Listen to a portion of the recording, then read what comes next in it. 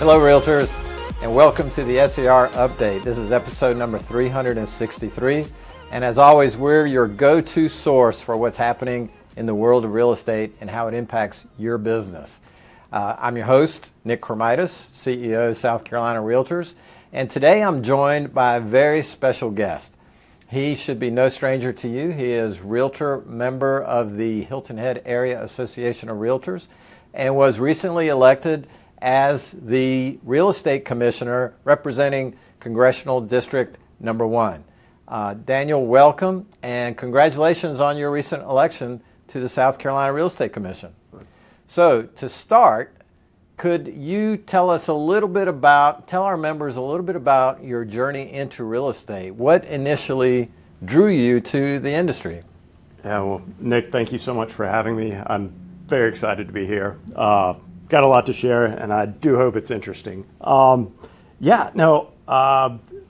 evolution into real estate, went to college for something I didn't anticipate, necessarily following through. I went in for mechanical engineering, came out economics and finance, went into sales, hated the idea of corporate sales where I was hopping on a jet, traveling all over. And on my way back from London, I was in Raleigh at the time.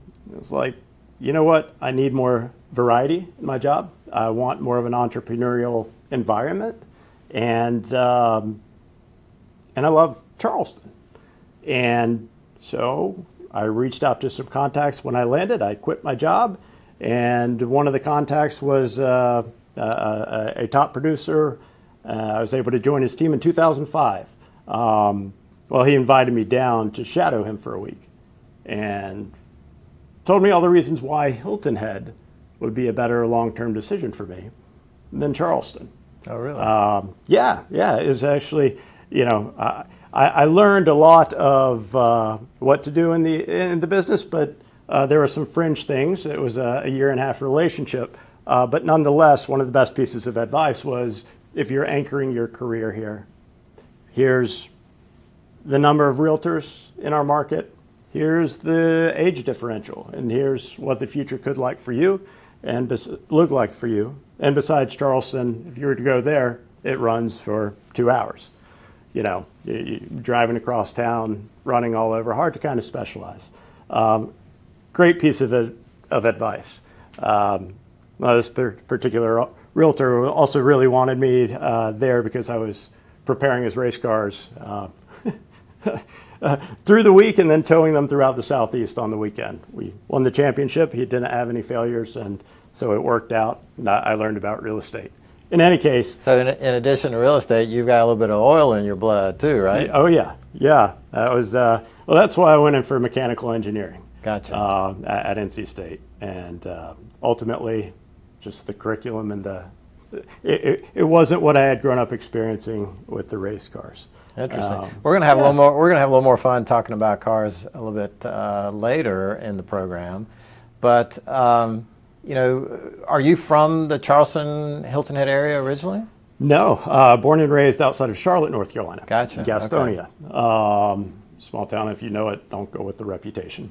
I think it was like Little Chicago because of the crime rate in the 80s, but a beautiful, thriving suburb of Charlotte now, right? It's almost connected. I've heard there may be a few speed traps there. Not speaking from experience. Well, they can't catch me yet, so we're good there. So that's long story of how I arrived. So now you're a broker in charge of Dunes Real Estate, right, on the island. The average age of the realtor member has crept up over the years. It's now, what, Mike, 52, 53 years old, the average age. You're obviously considerably younger than that. Can you share a little bit about how your professional background and how your career has evolved, especially because, I would think that a lot of the brokers on the island may be a little bit older than you. And how has that evolved over the course of your career? Because now you've been broker for how many years? Yeah, so 2017 by title. Okay. By transition and effectively, it was a 5-year transition period from 2012 to 2017. Gotcha. Where the broker in charge had been in place for about 35 years. He was ready to move on and gave me the reins pretty quickly on the management side. He fulfilled a lot of the broker in charge roles. But to the judgment of my age, how do you know I don't have a better plastic surgeon than you? I could be much older. How has your career evolved over that period of time, from the time you assumed the role of broker in charge to today? I would really identify my role, management, oversight, and engagement, since 2012, even though by title I became a broker in charge in 2017. Awesome privilege and opportunity. What I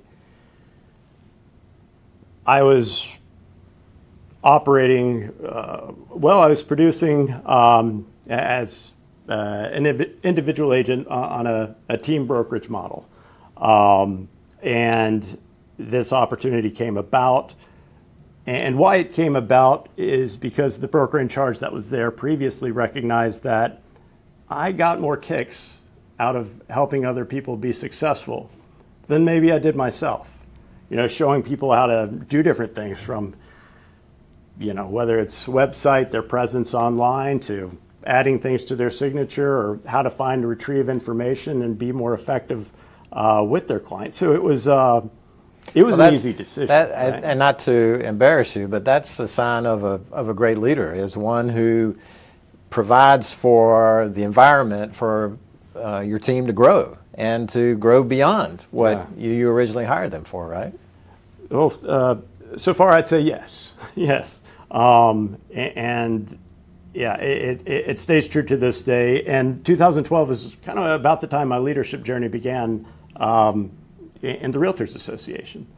And I joined the board then. And why I did that is perspective, right?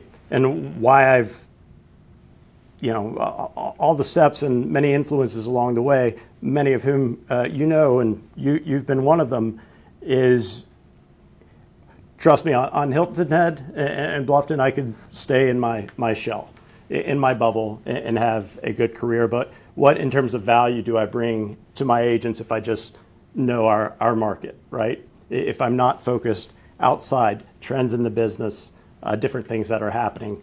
And so anyway, it was right. Actually, when I transitioned to broker in charge was the year I also became president of the Hilton Head Area Association of Realtors. Did it really change my day-to-day at that point? No. The transition, I guess if there's a topic of interest, I was a terrible presenter, right?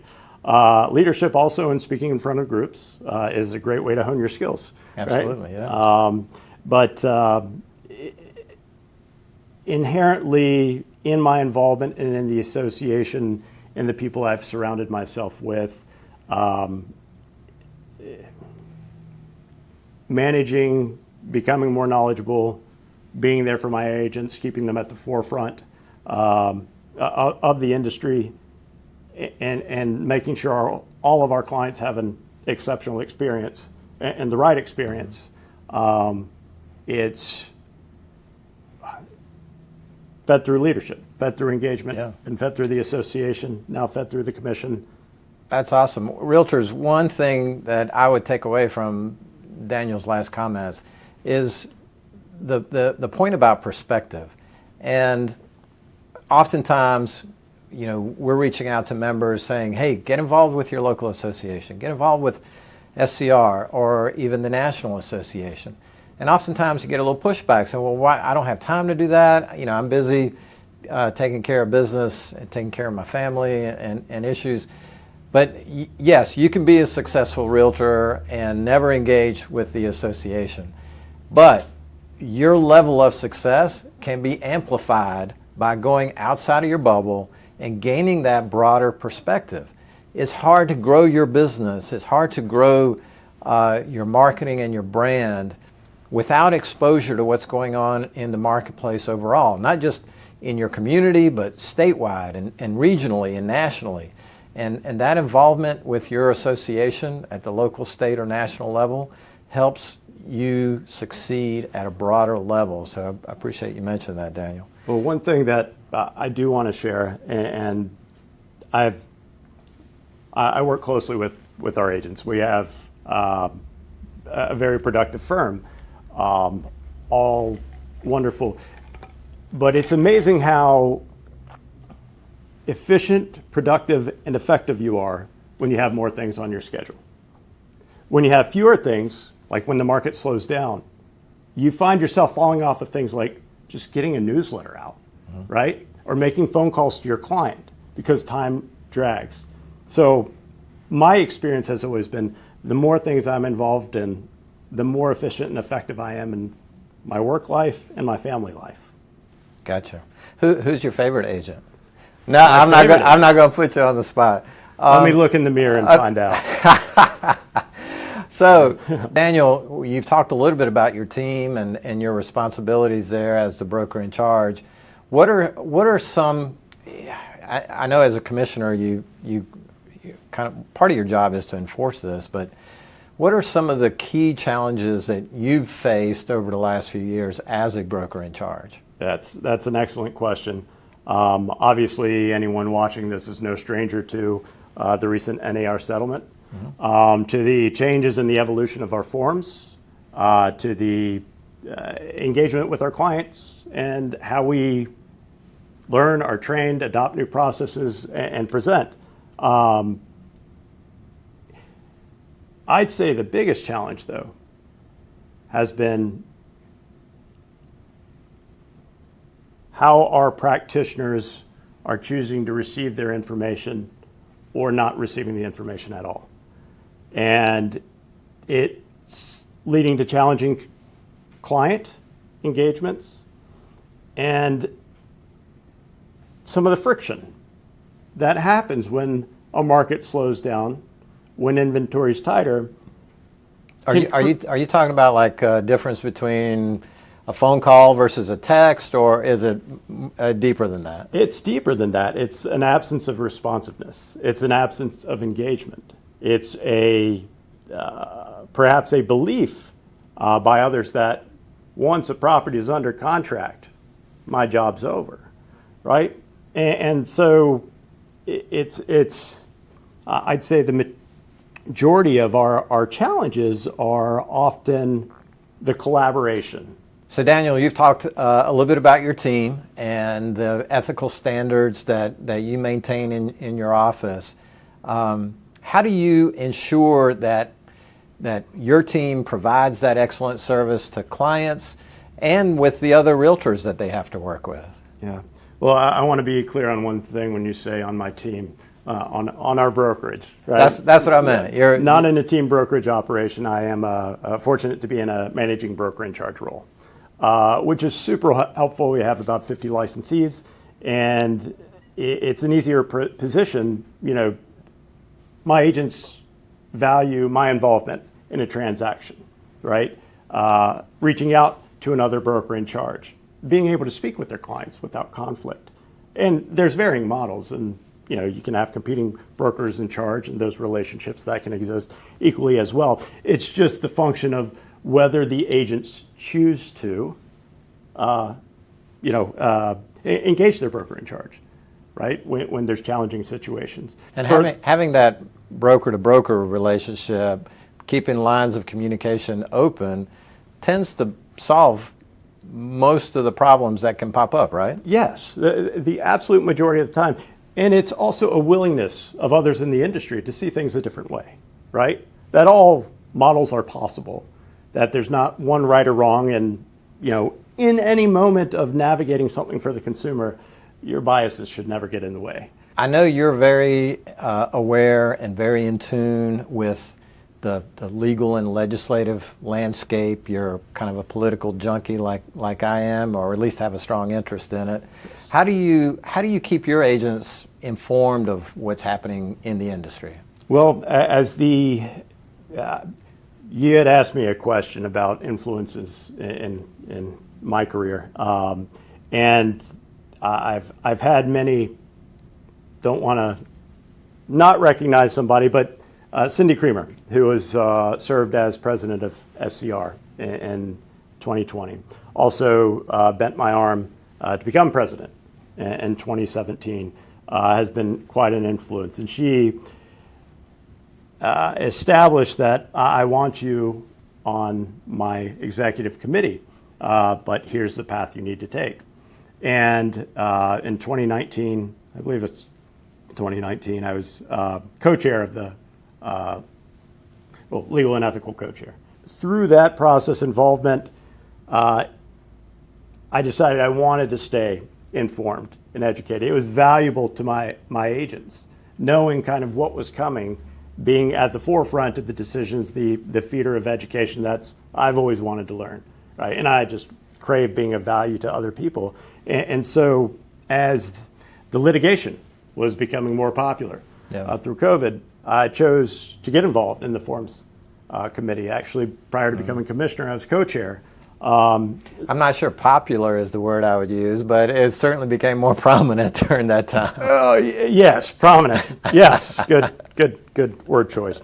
And Nick, we've had this conversation in the boardroom. You're fantastic. Byron's fantastic. Austin's fantastic. We are so lucky to have the representatives on the executive committee and in our leadership. We are so lucky to have the practitioners.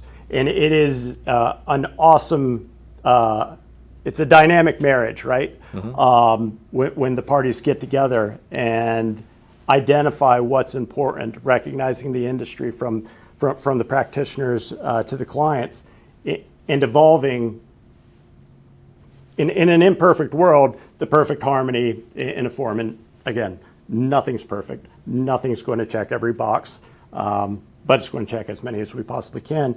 And I care to make an impact, not just for my agents and the clients we serve, but I care about the industry. I care about the consumers. I believe in home ownership. And really, the thing that's perhaps most fragile and dictates a lot of, or impacts or influences a lot of it, is the point where everyone converges. And that was the forums, right? And that was kind of my... One of the reasons I've enjoyed getting to know you and work with you over the years is obviously realtors. You see Daniel's passion for the industry and the love that he has for what our mission is in promoting homeownership and advancing private property rights across the state. And with that, Daniel, I think it's a good segue to kind of change gears, keeping with our automotive theme. We'll have a lot of bad puns for you here shortly. But let's talk a little bit about your transition to the Real Estate Commission. Now, one of the downsides to your service on the commission is that you had to step away from your leadership roles at SCR and your local association, because you are an appointed official, of the state. And as such, there has to be some separation between the association and the members of the commission, which we fully respect and follow all of the ethical guidelines and requirements in that regard. There have only, over the years, there's only been a handful of commissioners. You're representing District 1, which includes Charleston and the Beaufort and that kind of low country area. What initially motivated you to seek a position on the commission? Well, truthfully, carrying on one of the earlier questions, that led me to the forums and the engagement on the executive committee for the Association of Realtors. I care about being impactful with my time, and I've recognized over the course of time through license law changes, through our advocacy efforts, via RPAC, we are generally in the lobbying position. Mm-hmm. The interest of sharing all the not only the opportunity to share the knowledge that I've had, and everybody says their market's different, and I'm a believer that a lot of that holds true, but there's a broad scope of the industry that I want to be able to be not only influential with the knowledge I have, but I've become so impressed with the people I've met along the way that have served on the commission, and to be able to take everything that I've gained through leadership in SCR, and in my role as a broker in charge, over to the Real Estate Commission, and I'm still green there, 3 meetings in. But I think it's a pivotal time with how real estate's looked at and the consumer, from the consumer's perspective and from the brokerage, kind of even the capitalistic side of our industry. And, fundamentally the law's an important part, how the law is enforced in the state, license law, will influence something that's incredibly important to the public, to our consumers. Part of me wants to say that you took my favorite saying quite literally. When realtors, you've always heard me say that, in order to make a difference, whether it's public policy, regulation, state law, federal law, realtors need to have a seat at the table, right? Or else we're going to be what? On the menu. And you've literally taken a seat at the commission table, and bring your perspectives and experience. Realtors, if you have not been to the homepage of the Real Estate Commission lately, you will see the proactive steps that the Commission has taken in just the last few months to address important issues, helping to address issues of professionalism and maintaining compliance with state license law. And our members have heard me say this a lot, Daniel. I've been around for a little while now, in my 30th year with the association. Congratulations. Thank you. And thank you. I know I don't look that old, right? Yeah. But the commission has been more proactive in the last few years than in all of my previous experience combined. And it's not only is it encouraging, it's making a difference. And realtors, if you have never sat through a real estate commission hearing, they stream all of these online. Arrange your next sales meeting around one of these meetings. Number one, it should scare you a little bit. Number two, you'll get a greater appreciation of what Daniel and the other commissioners have to deal with every month when they meet. Daniel, so a couple more commission-related questions here, and we'll wrap this up. We're so appreciative of your time today. I know the commission is not stopping with the guidance letters that are on the table. I saw the agenda for next week's meeting. There's a lot more interesting stuff coming up. Where is an area or a specific initiative that's really kind of front and center for you that you are looking forward to tackling in the weeks or months or years ahead? Yeah. Well, your term is a 4-year term, so you've got time to dig into a lot of stuff over the course of your term. Yeah. Well, it's one you anticipate, what you're committing to in advance. But like most positions, you get in there and you're like, wow, okay, there's more layers to this, and it's pretty exciting. And people that have been of influence prior, Andy Lee, or Commissioner Andy Lee, who served as chair for I think 4 years, or it was a substantial term, if not more, to John Reinhardt, vice chair, David Burnett. Everyone's like, it takes a year to get involved. But now with I guess some of the different leadership and new attorneys on the commission, there's an incredibly progressive and very brilliant group of people willing to be proactive.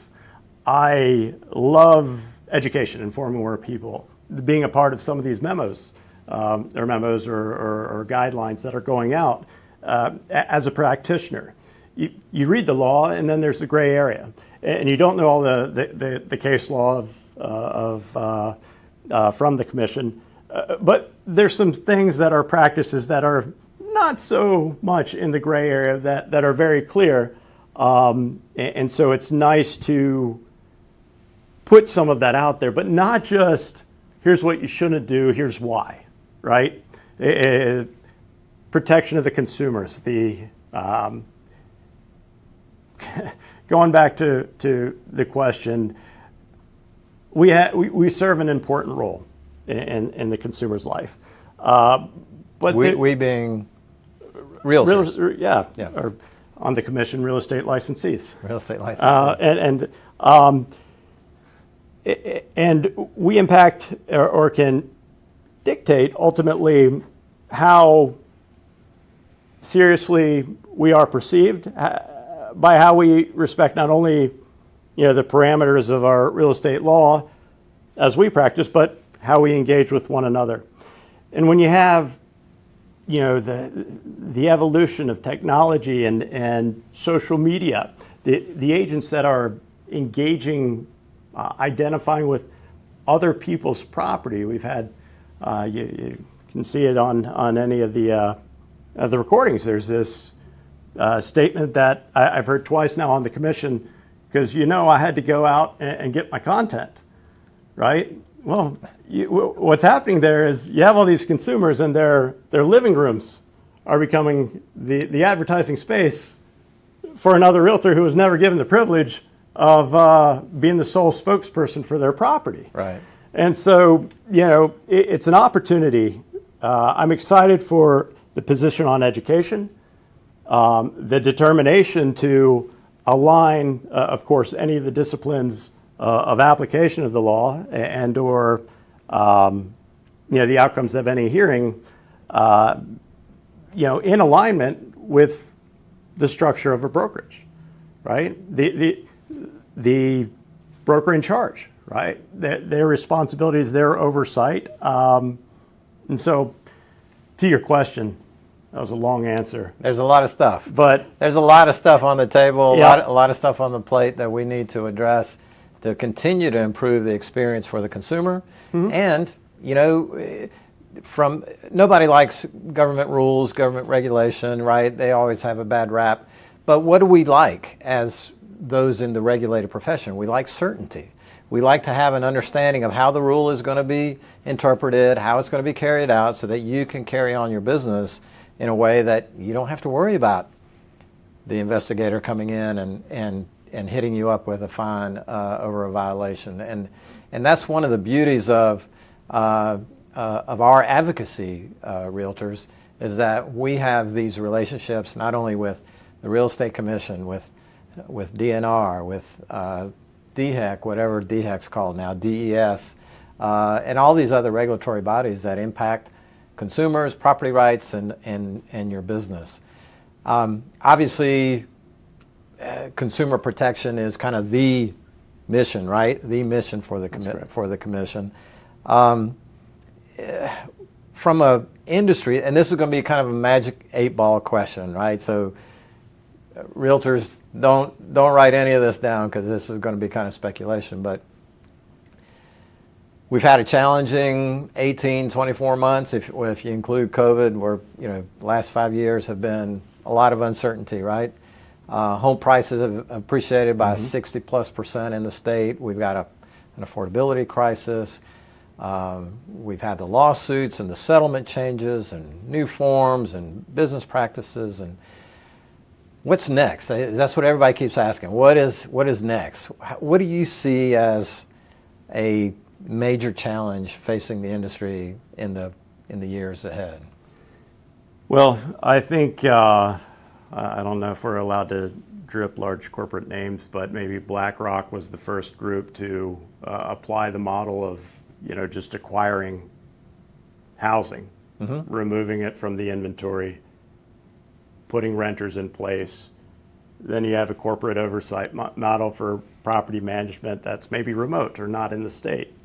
It may amplify or may not amplify the housing crisis in our own community. I drove through, I was in Rock Hill recently, one of the Charlotte, had a crossover into Charlotte, and I drove past 4 subdivisions that were all brand new, and at the entrance the sign said "for rent only," and these are all single family subdivisions, hundreds and hundreds of homes. So it's spreading all over. Yeah, we've encountered that throughout Beaufort County, Jasper County. You have groups coming in and they are not reselling these properties. They're retaining them long term. Single family homes, right? Maintaining the yards, everything under one plan. And so how do we interact and engage with that model with the consumer being able to be a resource and an independent party when you have these organizations from elsewhere or investor groups. So it'll be really interesting. I see that as something we aren't talking about as much now, being kind of a wild card in terms of how it influences us in 5 years. Interesting. I know Congress, there was some news out of Congress this week, some bipartisan support for a major housing bill that provides money for communities, that addresses some of the elimination of the red tape at the local level for approval and permits and whatnot. If that continues to gain legs, Realtors will have some more details, but I believe a bill was just signed into law this week to help veterans that are dealing with foreclosure issues. The one thing that I see that is a silver lining in some of these future concerns is that we finally have Congress, we finally have our national leaders focused on housing in a way that I've never seen before. And so, you know, is it good or bad to have government involved in all of this? Well, we'll see. But my comfort level is that we have our National Association advocacy staff there ensuring the Realtor voice is heard during these discussions and keeping housing central in the minds of our elected officials. So now we are going to transition to a little bit different segment, but first I wanted to take another opportunity to thank Daniel, not only for being with us today, but for his commitment to the real estate industry, commitment to his community, commitment to his state. Because I will tell Realtors all day long, serving on the Real Estate Commission is pretty much a thankless job.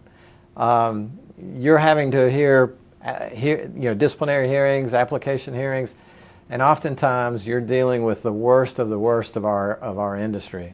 And we appreciate all that you do and will do to continue to improve the experience for consumers. And, because guess what, Realtors, when consumers are protected, guess what? That rises all boats, right? If I'm going to bring, did I say that right? A rising tide lifts all boats. Okay, well, I'm not from the coast. But